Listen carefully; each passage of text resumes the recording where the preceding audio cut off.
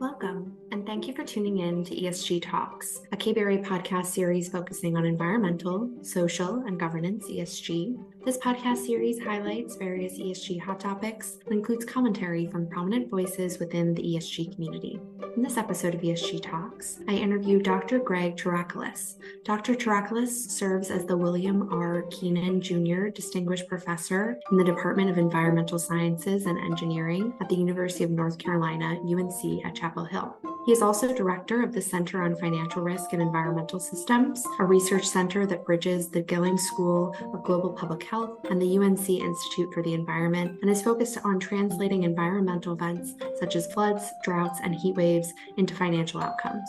The center is currently engaged in projects funded by the National Science Foundation, Department of Energy, and the state of North Carolina to quantify the financial risks of extreme environmental events in a number of economic sectors, including water utilities, power utilities, agriculture, inland navigation like the Mississippi River, and real estate. The center's research is highly interdisciplinary, drawing on the natural sciences, engineering, and economics to develop an improved understanding of environmental financial risk, as well as new tools and strategies for managing it.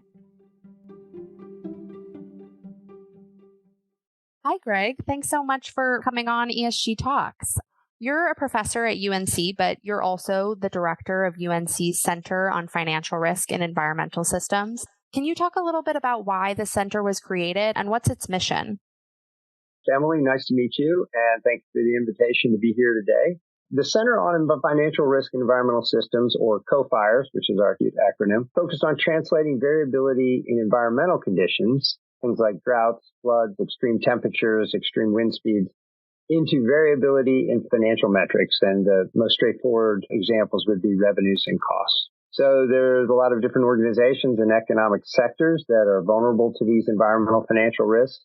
And many are looking to both understand and manage these risks more effectively as they begin to be pressured by a number of different groups, including investors, lenders, insurers, ratings agencies that have begun to recognize these risks as being material.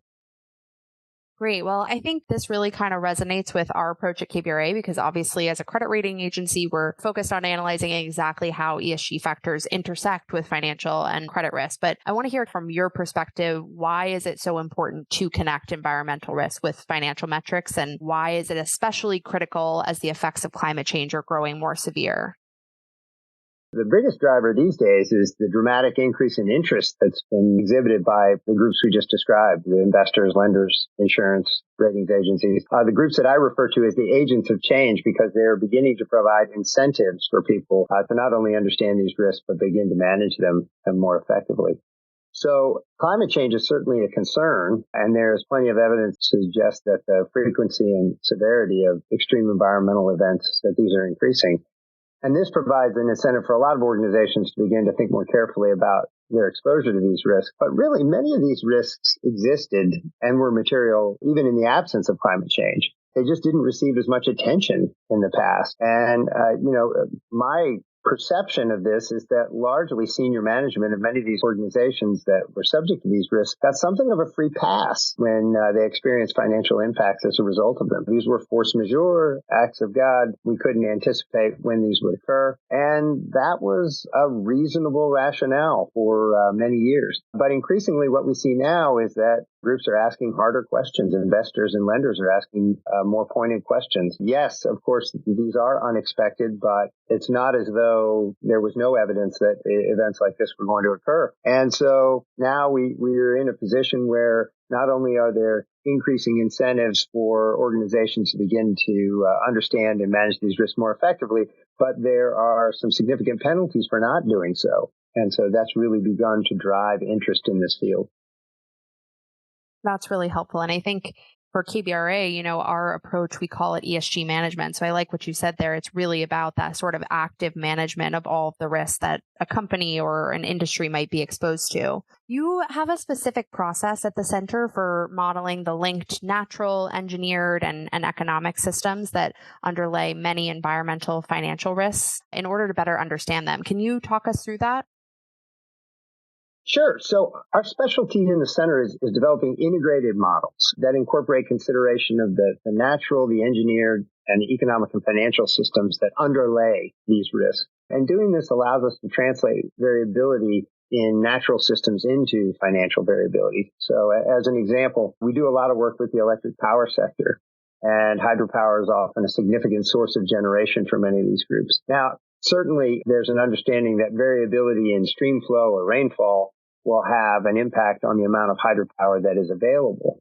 But if that's all I know, I really can't translate that effectively into financial impact. In addition to knowing something about variability in natural systems such as stream flow and rainfall, I need to understand how much power I can actually generate.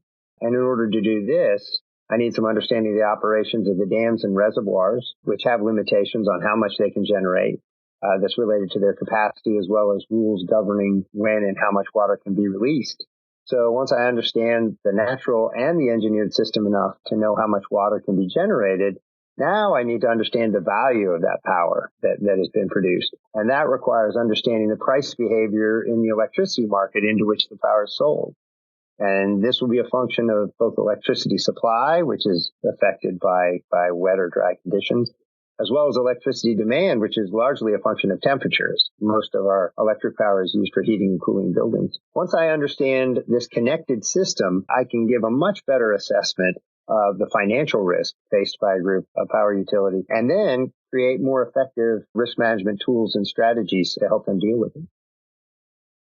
Thanks for that. That's really helpful in understanding the framework that the center uses. And I wanted to talk about one of your recent studies that you worked on, which quantified the risk of mortgage defaults and property abandonment from Hurricane Florence. What were the key findings of that research, and what do you think are the implications for future hurricanes? This work focused on the impacts of flooding that occurred in North Carolina as a result of Hurricane Florence. And the distinction was that most similar studies have evaluated the insured and, to some extent, the uninsured damages to flooded households. And while these direct losses are important and should be a focus, there are also a lot of losses that are generated downstream that cascade through a system as a result of these household damages. Amongst them is the increased rate of mortgage default that comes in the wake of a flood. And these losses then accrue to lenders who are forced to take on these properties, try to repair them, and try to resell them. In the case of severely damaged properties, there's an increased rate of home abandonment. And at that point, the costs of maintaining and demolishing these properties falls to local governments, which are already stretched thin in the wake of a flood. So our findings suggest that the financial risks to lenders and local governments following Hurricane Florence amounted to hundreds of millions of dollars, and that these can significantly impact a community's ability to bounce back following a flood. So the kinds of results that we've come up with quantifying these risks and their impacts, particularly at a community or even a neighborhood level, can provide state and federal agencies with the type of information they need to target aid, say mortgage assistance programs, much more effectively. This work, we've also just started some follow-on research that's related to understanding how flood risk is priced in the secondary mortgage markets. And we're still at a fairly nascent stage here, but we see indications of unpriced or mispriced risk in the mortgage-backed securities markets, particularly for commercial properties. Really interesting, Greg. I wonder if there are any other projects that the center is working on that you may want to highlight? So we've done a lot of work over the years with both water utilities and large irrigation districts, the latter being the group that supply the majority of irrigation water in the western U.S. And they have a very similar mission and financial structure. Both supply water to paying customers, and so they realize most of their revenues as a result of these water deliveries. So when less water is available, there's less revenue. And this risk is receiving more attention from lenders, from the bond market, and the ratings agencies in recent years. Work we continue to do both in the East and in the West, although the increased frequency and severity of some of the recent droughts in the Western U.S. has really started to make this a very salient issue. Another area in which we've been working on for some time is evaluating the financial impact of low water levels in the Mississippi River. This is a situation that impairs barge transport, which is by far the least expensive means of moving bulk cargo to market. And so we've been working with a colleague at Duke to evaluate the impacts of low water levels on the corn and soybean markets. And the impacts turn out to be quite significant. These sorts of water levels affecting market prices and posing significant challenges for both agricultural producers and for consumers. And then one of our most recent new areas of investigation is characterizing the financial risk of pandemics or even epidemics on healthcare facilities. So during the COVID pandemic, many hospitals cut their non-emergency and elective surgical procedures in order to free up capacity for an expected surge in COVID patients. One of the big challenges is that these procedures are a big source of revenue. And so what happened was that in many areas, the surge in COVID patients was more limited than was predicted by social measures such as masks and social distancing and so forth. And so it ended up leaving the hospitals with a lot of unused capacity and a huge hole in their budget as a result of having reduced the number of these procedures that they were doing and substantially reduced their revenues on the order of about $660 million. And this was just for 11 hospitals in the Research Triangle area alone. Our goal is to develop a more carefully calibrated approach to restricting elective procedures under these sorts of conditions such that there's still sufficient capacity available to protect public health while also leaving the hospitals in a more financially sustainable condition. Thanks for that. Those are really helpful examples, and I think really do a good job of highlighting the interconnectedness of the environment with all of these systems and really how that connects to finance. But the last thing I want to ask you about, because I know this is another area of focus at the center, and that is the financial mechanisms that are being developed to kind of address some of these complex issues around environmental risks that we've talked about and you've highlighted in some of the projects that you're working on. Can you speak a little bit about some of the financial instruments that are being developed to kind of help manage this environmental risk? Absolutely. So the same interdisciplinary modeling that gives us an improved understanding of environmental financial risk also provides the kind of insights that allow us to develop some new and hopefully more effective financial instruments. So here we're talking about things like index insurance or derivative products. And we often develop and test the effectiveness of these new instruments as a part of our projects. One example would be a new form of index insurance we developed for a very large electric power utility in the western U.S. This utility is subject to financial risk via three primary drivers: high temperatures, which push up demand for electricity and force the utility to rely on more expensive sources, so thereby raising its costs; drought, which reduces hydropower production and has the ability to lower the utility's revenues; and then natural gas prices can be quite volatile. And so during periods of higher gas prices, the utility is subject to higher costs as well.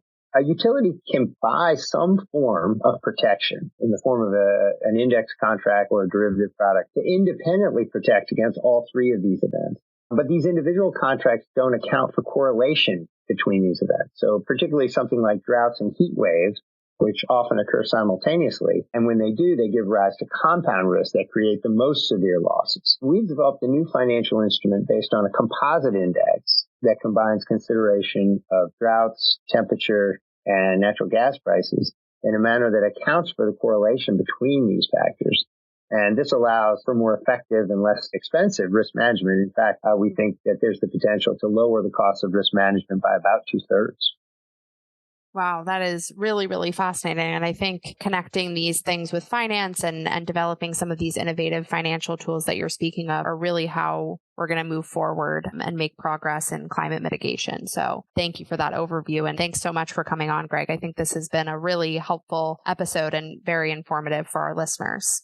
Thanks so much. It was great to be here.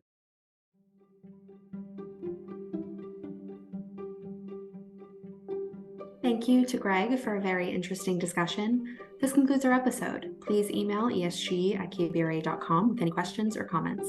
We also encourage you to visit KBRA's ESG website at esg.kbra.com, where you can find ESG research related to the topics discussed in this episode, further details on KBRA's ESG approach, and other ESG-related media items. You can also join our mailing list to access our ESG Weekly Roundup newsletter.